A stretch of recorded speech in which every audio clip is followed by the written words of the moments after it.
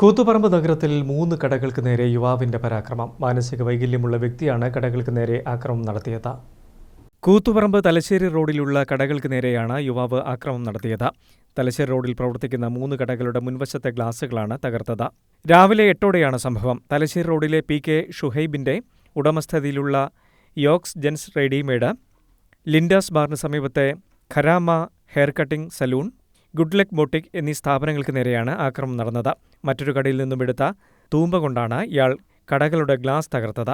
ആക്രമണത്തിൽ കടകളുടെ മുൻവശത്തെ വലിയ ഗ്ലാസ് തകർന്നത് വ്യാപാര സ്ഥാപനങ്ങൾക്ക് വലിയ നഷ്ടമാണ് ഉണ്ടാക്കിയത്. 8:30 മണിക്ക് എൻ്റെ അയൽവാസിയെ കടക്കാരനെ വിളിച്ച് പറഞ്ഞിട്ടാണ് ഞാൻ അറിയുന്നത്. വന്ന് നോക്കുമ്പോൾ ഗ്ലാസ്സെല്ലാം അടിച്ച് പൊളിച്ചത്, കൈക്കോട്ട് കൊണ്ട് വന്നിട്ടാണ് അടിച്ച് പൊളിച്ചത്. എന്തോ മാനസിക വിഭ്രാന്തിയാണ് തോന്നുന്നത്. എന്താണെന്നുള്ളത് ഗവൺമെന്റ് അന്വേഷിച്ചിട്ട് നോക്കിയിട്ടുണ്ടാകും.